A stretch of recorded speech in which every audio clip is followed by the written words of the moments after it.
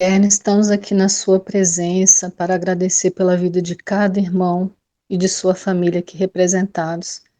Pai, os tempos são difíceis, mas nós estamos aqui em busca da boa parte, que é aprender de Ti através do irmão Júlio e dos irmãos que tanto contribuem, e aprender de Ti, Pai. Que o Senhor possa nos dar suporte, que o Senhor possa ter misericórdia de nós e da nossa família, para que possamos suportar, Pai, tudo o que nós temos que passar, que nós venhamos cumprir o nosso ID, que nós possamos, Pai, a cada dia ter certeza em nossos corações, na nossa mente, no nosso ser, de que Tu és conosco, nos fortalece, nos direciona, Pai, todos os dias das nossas vidas, e que todo engano, que todo poder malévolo nesse mundo, tudo que não vem de Ti, caia por terra em nome do Teu Filho amado Jesus Cristo. Caia por terra todo o mal, caia por terra tudo que não provém de Ti, e que possamos seguir firmes, Pai, nos Teus retos caminhos. Pai, conduz Teu Filho aqui nesse estudo. Pai, que ele possa trazer a Tua palavra às nossas mentes, aos nossos corações, e que o inimigo não roube de nós, que possamos guardar como tesouro, Pai, cada dia mais a Tua palavra, porque isso vai fazer a diferença nas nossas vidas. Eu te peço pela saúde, paz, pelo sono, pelo sustento, pela vida de cada irmão aqui, aqueles que estão presentes e aqueles que não puderam participar.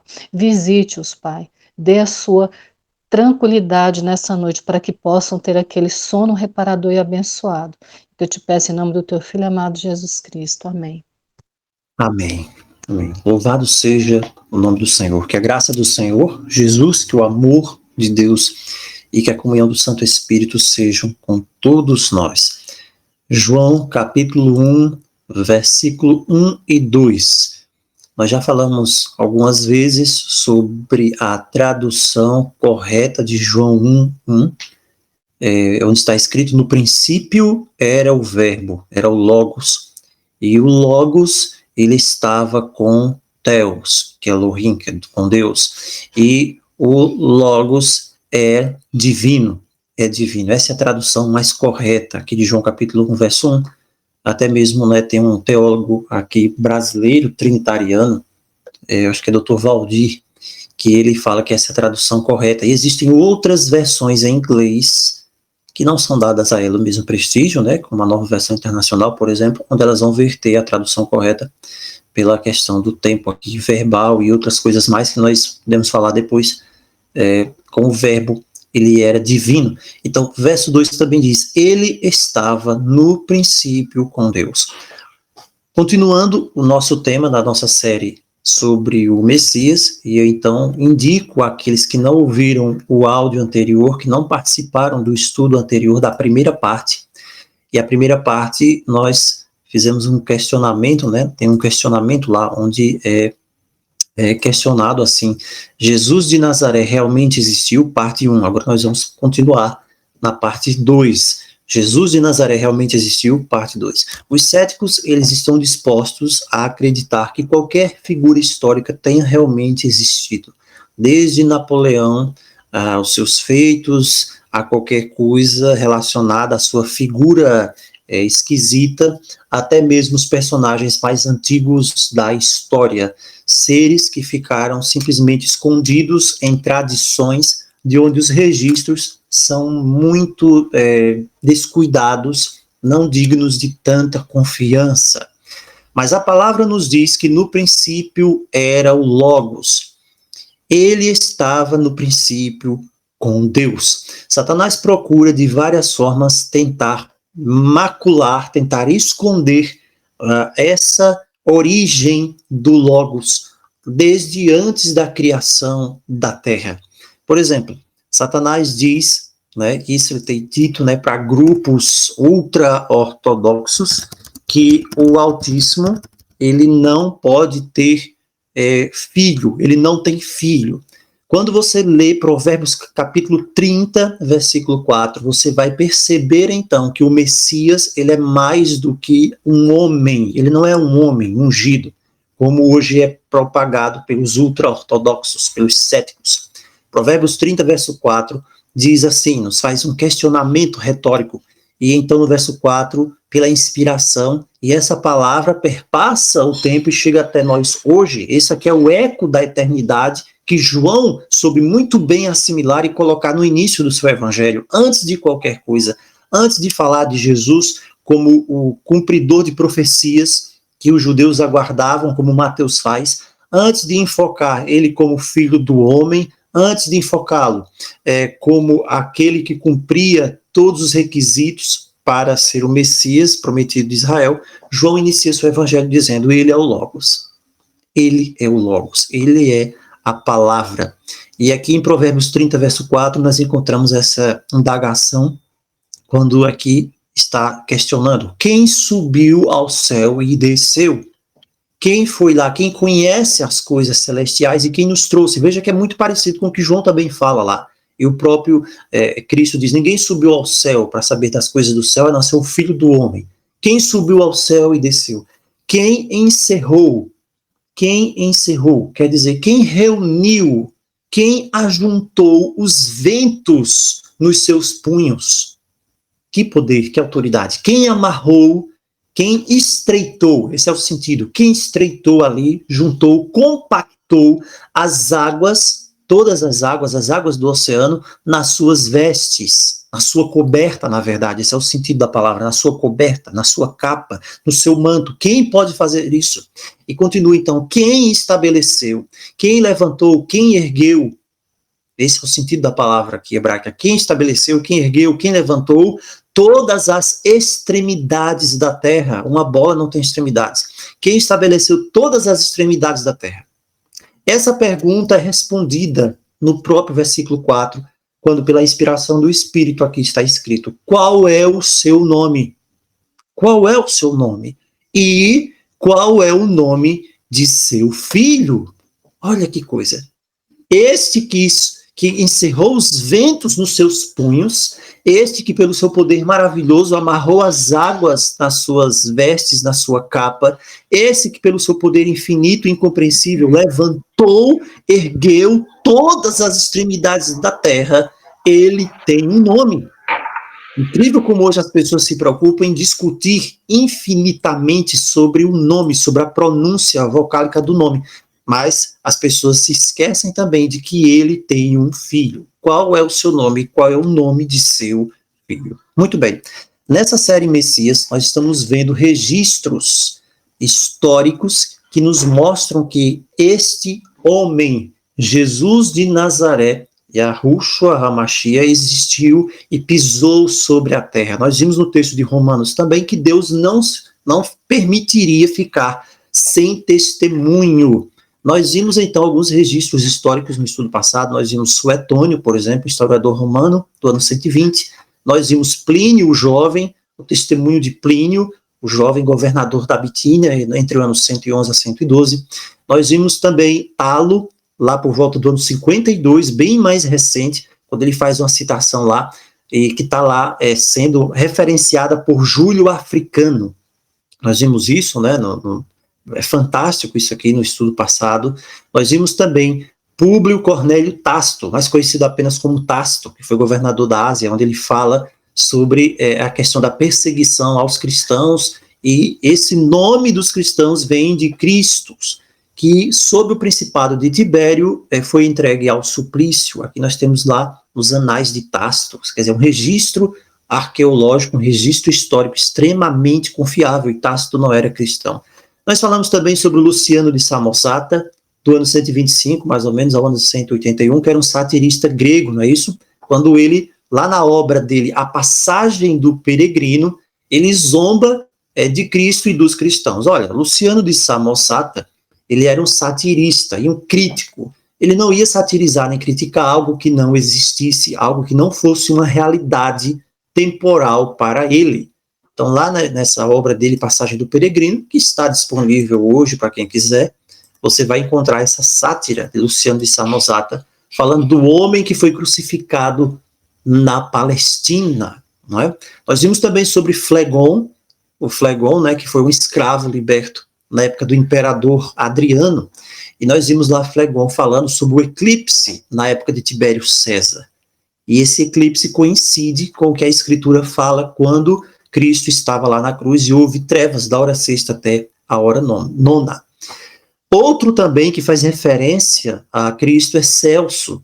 Celso foi um filósofo grego do século II. Ele era um grande opositor do cristianismo. Ele escreveu The True Word, a palavra verdadeira, onde ele critica Cristo e os cristãos. Em nenhum momento, isso que nós falamos no estudo passado, por mais que Celso fosse um acérrimo crítico de Cristo, dos cristãos, um zombador, ele jamais levanta a possibilidade de que Cristo não tenha existido, que Cristo era um ser inventado.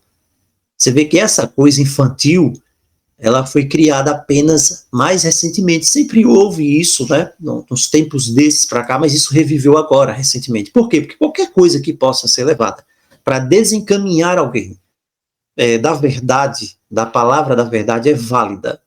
E o Celso foi refutado, então, pelo Orígenes, que escreveu o famoso Contra Celso. Nós falamos até sobre isso.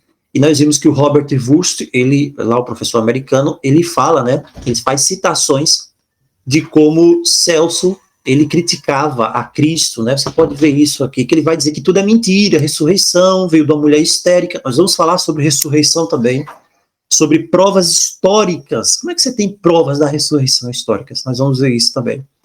Então, nós chegamos agora nesse ponto aqui, né, já vimos sobre Celso, Orígenes, né, e Celso, ele realmente é um crítico ferrenho. Você vai encontrar muita coisa de Celso e muita coisa que Orígenes, ele refere-se a Celso, né, onde fala, né, ele está criticando Cristo, dizendo que ele foi abandonado, que ele se associou com pessoas que o levaram à punição e à morte, que os seus discípulos o negaram, e por aí vai. São várias citações que cada vez mais, essas citações confirmam a historicidade de Cristo, de Jesus de Nazaré. E o Celso até mesmo, né, ele vai citar esses detalhes sobre Cristo. Então, se Celso, mesmo na sua crítica, ele faz menção dos detalhes sobre Cristo, é porque essas coisas eram bem conhecidas, haviam sido bem espalhadas. Como nós falamos aqui da última vez, Deus nos deu o poder de raciocínio.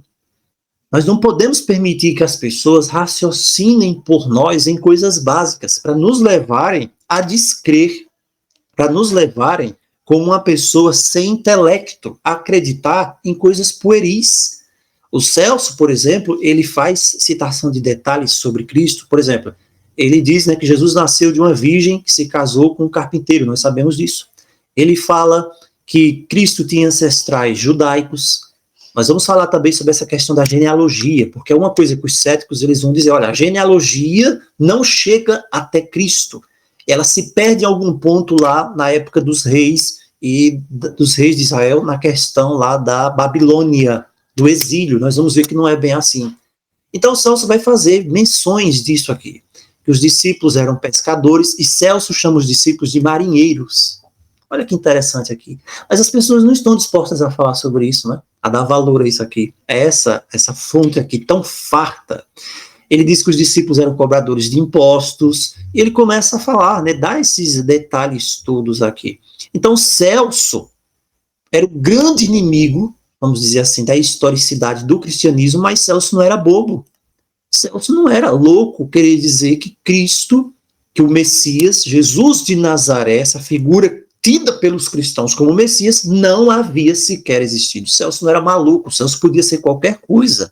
Ele podia ser um cético, ele podia ser um cretino, um difamador, qualquer coisa. Um pagão, ele podia adorar falsos deuses, mas Celso, ele era sincero. Celso era verdadeiro, mesmo no seu engano, naquilo que ele fazia, que era atacar a Cristo e os cristãos. Ele não poderia dizer que o personagem histórico de Jesus de Nazaré não tinha existido. Então, quando alguém vem dizer que Jesus de Nazaré não existiu, ele está dando um tiro no próprio pé. Está dando um tiro no próprio pé. É a mesma coisa do ateu, que ele olha, vê a árvore, vê o mundo, como diz Paulo lá em Romanos, e diz, não, isso aqui apareceu sozinho, ninguém criou isso aqui. Ou aquela pessoa, né, que se contradiz ele próprio quando olha para um quadro, por exemplo, o quadro da Mona Lisa, e diz, nossa, que obra fantástica, maravilhosa, essa obra surgiu do nada. Eu estava aqui um quadro em branco, que não tinha nada, eu fui dormir, quando eu acordei, esse quadro está pintado, né? Ninguém fez nada. Tem até uma história que se fala sobre Isaac Newton, que ele estava tentando montar, na época, a maquete do universo. E ele tinha um amigo, Isaac Newton, ele não era, vamos dizer assim, um ateu, por mais que ele tivesse suas crenças ou participasse de alguma sociedade secreta, ele não negava que existia um Deus. Ele também não falava diretamente da forma como ele cria nesse Deus, mas ele não era ateu. Não sei até que ponto o Deus de Isaac Newton é o Deus que nós cremos da Escritura. Se o Deus que Isaac Newton cria era o Deus de Spinoza, que é o mesmo Deus do Einstein, e o mesmo Deus do Elon Musk, ok? Esse é outro assunto para outra conversa. Mas o Isaac Newton passava noites inteiras ali na sua casa, lá naquela parte de cima da casa dele, tentando montar essa suposta maquete, a maquete do universo, com o Sol, com os planetas, com as constelações e essas configurações todas que ele acreditava de rotação, de translação, de movimentos naturais dos corpos celestes. Ele virava noites assim. E chegava ali um amigo dele, que eu esqueci o nome, o amigo dizia, nossa, você ainda está trabalhando nisso? Ele dizia assim, eu estou trabalhando nisso, eu preciso finalizar isso aqui. E o amigo sempre chegava e ele estava ali no outro dia, dormindo, cansado, e não havia finalizado. Até que, um belo dia, o amigo chega, e quando o amigo chega ali, ele vê que a maquete finalmente está pronta. E esse amigo de Isaac Newton era ateu. E então o amigo vai felicitar Isaac Newton e diz, nossa, parabéns, ficou perfeito. Você fez isso de uma forma esplendorosa, maravilhosa, não imaginava que ficaria tão bom assim, você fez bem em ter prosseguido, ter insistido, e tá aqui, que coisa maravilhosa isso aqui que você fez. E aproveitando-se da circunstância de uma forma um tanto quanto irônica, Isaac Newton também apresenta uma certa admiração e diz, nossa, mas eu não estou entendendo o que aconteceu aqui. E o amigo diz, mas como você não está entendendo? Você conseguiu finalmente fazer essa maquete aqui do universo, dos sistemas, dos astros, e tudo ficou perfeito, ficou maravilhoso como você queria, e você trabalhou durante tanto tempo nisso. Isaac Newton então diz, não, mas esse é o ponto que eu não estou entendendo, eu não sei como é que isso aqui está feito. E o amigo diz, não, para com essa modéstia, né? Não precisa essa modéstia, eu sou teu amigo, você fez tudo isso aqui tão bem. Ele disse, não, eu não fiz nada disso aqui, eu tentei, e já tinha desistido, e ontem estava aqui tudo bagunçado, eu fui dormir, e quando eu acordei agora, eu estou tão surpreso quanto você, porque está tudo aqui feito dessa forma aqui, eu não sei como é que aconteceu. E aí o amigo dele começou a rir e disse, não, para de brincadeira, você não pode estar falando sério. Ele disse, sim, eu estou falando sério, por que você não acredita? O amigo disse, não, claro que só você que podia ter feito isso aqui. Aí ele diz, tudo bem. Então, se essa maquete aqui, para ser feita, é preciso que alguém faça, ele não pode surgir do nada, por que o original, então, ele surgiu? Por que o original, então, ele não pode ter sido feito por alguém? Bem, da mesma forma, Deus deixou seus rastros, e o Messias também, ele deixou seus rastros também, e nós temos esses rastros registrados historicamente.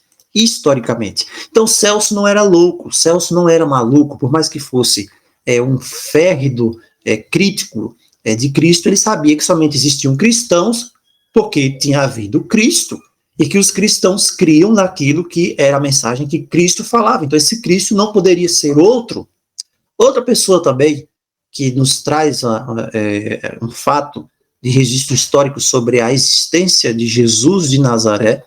E olha que nós não estamos falando ainda de Jesus de Nazaré como Messias, mas como pessoa, é Marabá Serapião. Aquele historiador F.F. Bruce, aquele exegeta, teólogo, ele diz o seguinte, que lá no Museu Britânico existe um manuscrito. Esse manuscrito, lá no Museu Britânico, ele preserva o texto de uma carta escrita no ano 73, um pouco depois do ano 73. Então, nossa, essa carta aqui é um registro histórico muito precioso, ano 73, por ali, não se tem a data exata. Essa carta foi enviada por um sírio, o nome dele era Marabá Serapião, a seu filho Serapião. O que é que tem nessa carta aqui? Isso é muito interessante também. Isso é muito interessante porque nessa época o Mara bar Serapion, quer dizer, o Mara filho de Serapion, ele estava preso. Ele escreve essa carta aqui porque ele está querendo incentivar o filho dele, que chamava Serapion também, para buscar sabedoria. E ele estava ressaltando aqui que os que perseguiram homens sábios sempre foram lançados na desgraça. Então dizia, filho, olha o seguinte, você tem que buscar sabedoria, filho. Sabe, porque se você for sábio, não importa o que aconteça, você for sábio o suficiente, se alguém te perseguir pela sua sabedoria, mesmo que aquela pessoa te persiga, quem vai levar a pior é ela. É basicamente isso que ele estava dizendo, né? Quando ele, então, escreve essa carta, veja que isso aqui é no ano 73. Não no ano 73 exatamente, 73, 74, 75, 76, por aí, não se tem certeza. Mas quando ele escreve essa carta, ela está lá no Museu Britânico, segundo o F.F. Bruce, ele diz assim, filho, ele vai dar o exemplo de homens que foram perseguidos injustamente. Veja, no ano 73, Jerusalém foi destruída no ano 70. Olha só, ano 70. E ele então vai dar o exemplo, o Mara bar Serapion. Ele diz assim, que vantagem, abre aspas, que vantagem os atenienses obtiveram em condenar Sócrates à morte. Não é isso que aconteceu? Ele diz na sequência, fome e peste lhes sobrevieram como castigo pelo crime que cometeram. Isso aqui é o que ele está falando. Depois ele continua, né, escrevendo para o filho dele. E ele diz assim, que vantagem os habitantes de Samos obtiveram quando eles colocaram fogo em Pitágoras. Veja que ele está fazendo referência aqui a registros históricos, figuras que hoje você olha assim e ninguém vai dizer, não, Pitágoras não existiu, não, Sócrates não existiu. E você tem muito menos registros históricos sobre Pitágoras e sobre Sócrates do que de Jesus, ok? Mas veja, ele diz, qual foi a vantagem lá dos habitantes de Samos? Eles colocaram fogo em Pitágoras. O que aconteceu depois? A terra deles ficou coberta de areia, quer dizer, foi um castigo. E então, na sequência, o Mara bar Serapion diz assim, que vantagem os judeus, ele está dando um nome aqui, que vantagem os judeus obtiveram com a execução do seu sábio rei. Foi logo após esse acontecimento que o reino dos judeus foi aniquilado. Carta de Mara bar Serapion. E ele diz, com justiça, Deus vingou a morte desses 3 sábios. Os atenienses morreram de fome, os habitantes de Samos foram surpreendidos pelo mar e os judeus arruinados e expulsos da sua terra. E eles estão dispersos. Aí ele continua ainda, viu? Mas Sócrates não está morto, ele sobrevive nos ensinos de Platão.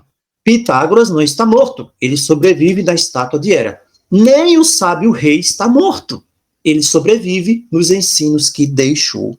Primeiro ponto, Mara bar Serapion não era cristão. Mas nós vemos aqui que nesse relato, a fonte aqui é de McDowell, Josh McDowell, Evidências que exigem um veredito, lá em 1992, página 107, tá bom? Aqui está a referência, quem quiser ir procurar. Então, eu posso dizer, não, Mara bar Serapion, isso aqui não é verdade. Né? Jesus nunca existiu. Isso aqui não é verdade, não. Bem, o que é que nós estamos vendo aqui? Então ele está fazendo aqui uma referência clara e ele não é um cristão. Outro ponto, Talmud. Eu acredito no Talmud. Tudo bem. O que é que o Talmud fala? Vamos lá, Talmud. As obras do Talmud, essas obras talmúdicas, elas são valiosas, têm um certo valor sim, com relação ao Jesus histórico. E essas obras são aquelas que foram compiladas ali entre o ano 70 e o ano 70 e o ano 200. É o chamado período Tanaíta, uma coisa assim. Edwin Yamauchi, que é aqui o nome do rapaz, ele diz assim, que poucas passagens do Talmud falam de Jesus. Claro, por que o Talmud ia falar de Jesus? Claro que não ia, de forma alguma não ia falar de Jesus. Né? A gente sabe o que fala, quando fala, né? Mas poucas passagens do Talmud falam de Jesus. Por quê? Ele é considerado um falso Messias. Não é isso para eles. Ele é considerado um falso Messias. Ele é considerado um falso Messias, lá, que praticava artes mágicas. O Talmud não tem o que falar, né? E foi justamente condenado à morte. Aí eles vão repetir, lá no Talmud, os rumores de que Jesus era filho de um soldado romano e Maria. Não tem o que fazer. Insinuando com isso que havia algo de incomum em seu nascimento. Isso aqui é o Eden Yamauchi fala. Uma antiga baraíta, né, uma tradição, fala, né, que o rabino Eliezer é o personagem central, lá menciona Jesus pelo nome. Uma antiga menção, né, baraíta, tanaíta, que deles do Talmud. E essas palavras, né, estão entre parênteses. Por quê? Porque é uma citação desse rabino Eliezer, que está incluída lá no Talmud, ok? No Talmud. Eu vou até citar a referência logo. É Joseph Klausner, Jesus de Nazaré, olhado Macmillan Company, isso aqui é de 1925, tá bom? Olha o que, que tem aqui nessa citação desse rabino Eliezer. Olha o que, que tem. Olha o que tem aqui. Na citação, o rabino Eliezer, ele responde, né? Abre aspas, ele respondeu assim, está falando com Akiba. Akiba, você me lembrou. Eu estava caminhando pelo mercado de cima. Ele está contando aqui um fato que aconteceu. E ele diz o seguinte, né? Que ele encontrou, então, o mercado de cima, né? De Séforis. E ele encontra um dos discípulos de Jesus de Nazaré. Seu nome era Yaakov, proveniente de Kefar, Secânia. Kefar Secânia, aqui no caso é Sacanim. Aí então ele me disse, isso aqui é o Eliezer contando, o rabino Eliezer, está escrito na tua lei, não trarás a paga de uma prostituta. O que se devia fazer com essa paga? Aí ele não responde nada. Ele me disse, assim Jesus de Nazaré me ensinou. E aqui o nome, né, que é colocado, o nome que está, não está Jesus de Nazaré, está Yeshu ben Pantere. Esse é o nome com que Jesus de Nazaré, com que o Senhor Jesus, ele é mencionado no Talmud. Não é Jesus de Nazaré, né? Yeshu de Naziri. Não, é Yeshu ben Pantere. Ok. Ele continua, pela paga de uma prostituta, ela o chama a si, pela paga de uma prostituta eles voltarão, e começa a citar aqui, né? O lugar da imundícia e tal. Ok. Aí ele vai dizer, e eu transgredi o que está escrito na lei. Ele diz, mantenha o teu caminho longe daqui, não te aproximes da porta da residência dela. Bem, é um diálogo aqui entre essa pessoa, o rabino Eliezer, e esse suposto aqui, um discípulo de Jesus de Nazaré. E aqui, a menção que é feita a Jesus é Yeshu ben Pantere. Bem, e aqui você tem parênteses, né? Yeshu ben Pantere, e aqui outros parênteses mais aqui nessas citações. Esses parênteses, eles se encontram, né, no manuscrito de Munique, lá da Alemanha, na edição do Rabinovitz. O nome do manuscrito é Dekduk Sofrim para Abadar Azara. Bem, tá dando nome aqui às coisas, não é isso? O Klausner, que eu citei agora há pouco, que ele faz menção disso aqui, ele faz o comentário desse episódio. Ele diz assim, não resta dúvida de que as palavras de um dos discípulos de Jesus de Nazaré, olha só, é um dos discípulos de Jesus de Nazaré, e também Jesus de Nazaré me ensinou, são de uma data bem antiga e são fundamentais nessa história. Não se pode questionar a antiguidade, a veracidade dessas palavras, por causa que tem uma variação aqui, Yeshu ben Pantere, ou Yeshu ben Pandera. É isso? Por quê? Porque esse Pantere, ou Pantera, foi largamente utilizado entre os judeus como sendo o nome do suposto pai de Jesus. Então, o que está acontecendo aqui? Nesse livro aqui do Luke Timothy Johnson, do Jesus Real, isso é de 1996, página 123, ele está dizendo assim, que esse nome Yeshu ben Pantere foi o nome que eles davam para Jesus, os judeus, claro, ultra-ortodoxos, que não creem que Jesus seja o Filho de Deus, e Pantere, como eles criaram essa história de que Jesus seria filho de um soldado romano e Maria, então eles acreditavam que Pantere era o nome desse suposto pai, desse soldado. Mas, tirando isso, o que nós vemos aqui é uma confirmação histórica da existência do Senhor Jesus, mesmo que citado de uma forma cética ou até mesmo desrespeitosa, que não condiz com a verdade, tá bom? Então, no Talmud, você vai ter essa referência a Jesus como Ben Pandera. Ben quer dizer filho, filho de Pandera. E também no Talmud babilônico, o Talmud babilônico é interessante, que ele diz assim sobre Cristo, penduraram-no na véspera da Páscoa. O Talmud babilônico. Agora, os céticos não vão falar isso, tá bom?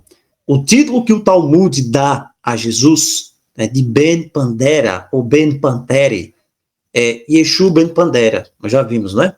Então, os estudiosos, eles dizem assim, que esse Pandera também pode ser um jogo de palavras, um trocadilho só, com a palavra grega pantenos. A palavra grega pantenos significa virgem, ou seja, chamando também como filho de uma virgem.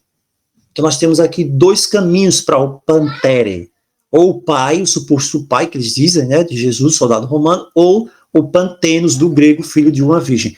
Tem outro estudioso também, que nós já falamos, o Joseph Klausner, ele é um judeu, viu? E ele diz assim, que esse nascimento ilegítimo de Jesus era uma ideia corrente entre os judeus ali, já desde o primeiro século, e nós já vimos isso até no Evangelho de João, quando eles dizem assim, de onde você é? Quem é o teu pai? Então ali eles estão sendo irônicos com o Senhor Jesus, e isso se espalhou.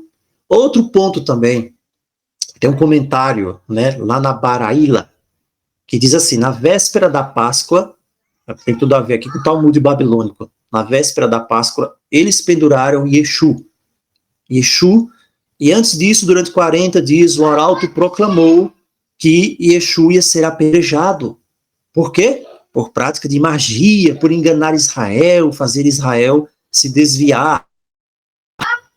Por fazer Israel se desviar. Quem quer que saiba algo em sua defesa, venha e interceda por ele. Mas ninguém veio em sua defesa.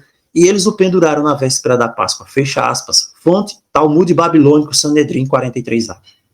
Bem, e alguém tem coragem de dizer que Jesus, a pessoa do Senhor Jesus, ainda não esteve aqui na Terra, não existiu?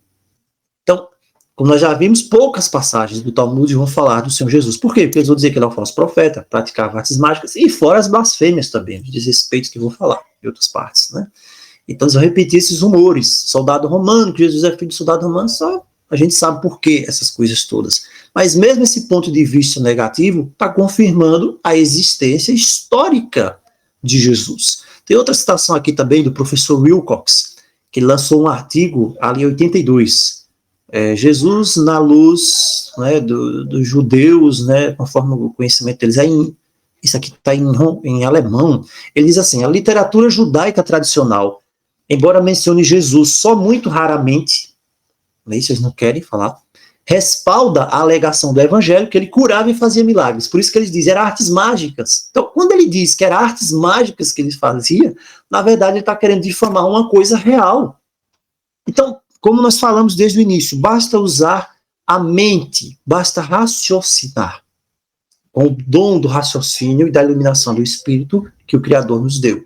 Então, quando alguém quer difamar algo que é impossível dizer que não aconteceu, você vai utilizar realmente de uma calúnia, ou de uma difamação, mas aquilo ali não pode ser tido como inexistente. Então, por isso que atribuía às curas algo relacionado à magia, né? E mesmo assim está preservando a lembrança de Cristo como professor, que ele tinha discípulos, 5, e nem todos os sábios haviam concluído se ele era um herege ou se era um enganador. Coisa interessante, né? Tem outra citação também de outra pessoa, né? O Bart Ehrman, ele é um agnóstico. Bart Ehrman é um agnóstico, estudioso da Bíblia, Novo Testamento. O que é que ele diz? Ele admite claramente a existência histórica do Senhor Jesus. O Bart Ehrman diz assim, existem muitas evidências que Jesus existiu. Eu sei que é comum pensarem lá no meio dos ateus que Jesus nunca existiu. Veja, quem está falando aqui é um agnóstico. Aí ele continua, deixe-me dizer, assim que vocês saírem desses grupinhos, vocês vão ver que isso não é nem ao menos discutido entre estudiosos sérios da antiguidade. Bart Ehrman está falando aqui. Não existe nenhum estudioso em nenhuma universidade do mundo ocidental que ensine história antiga, Novo Testamento, cristianismo primitivo, qualquer área que duvide que Jesus tenha existido. A razão para acreditar nisso é que ele é retratado abundantemente em fontes próximas aos eventos. Ele continua, fontes antigas independentes indicam que Jesus certamente existiu. Um dos autores que conhecemos conheceu o irmão de Jesus e também conhecia o discípulo mais próximo de Jesus, Pedro. Então ele é uma testemunha ocular. E aí ele diz aqui, viu? Ele é um agnóstico. Então me desculpem, eu respeito a descrença de vocês, mas se você quiser seguir a evidência, para onde a evidência vai levar, eu acho que os ateus, ele diz aqui, os ateus causaram prejuízo Um prejuízo a si mesmos, pulando no miticismo. Oh. Porque, francamente, faz vocês parecerem que não são inteligentes para o mundo de fora. Olha só o que ele diz. Se você crer que Jesus foi um mito, então você, ele diz aqui, palavras dele, você vai parecer burro. Olha só que coisa que ele diz aqui. Ele é um agnóstico. Você vai parecer burro. Que disse foi ele aqui, ó, o Bart Ehrman. Olha só que coisa. Por último, nós temos aqui o testemunho flaviano de Flávios Joséfos, mas nós vamos deixar para o nosso próximo encontro, tá bom? Então nós finalizamos por aqui, que o Senhor abençoe a todos. Eu acredito que não há como alguém realmente sincero e raciocine, se deixa levar por essas esquisitices, essas infantilidades que são proclamadas hoje para dizer, não, Jesus não existiu. Sabe por quê? Porque os céticos, o que eles querem fazer é que você não creia. Então, meu irmão, para você não crer, vale qualquer coisa. Para você não crer, vale contar a história da carochinha, vale contar a história do Papai Noel, vale levar você a acreditar em qualquer coisa, no boi bumbá, desde que você não acredite na pessoa do Senhor Jesus. Mas que Deus nos abençoe, nos fortaleça cada vez mais, porque nós temos uma certeza verdadeira, uma certeza de fé verdadeira.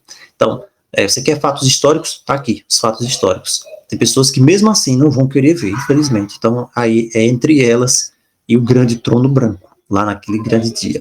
Mas que o Senhor nos abençoe a todos nós que cremos, também quem não crê, que o Senhor tenha misericórdia, porque nós precisamos ir em frente e nós vamos, em nome de Jesus. Amém.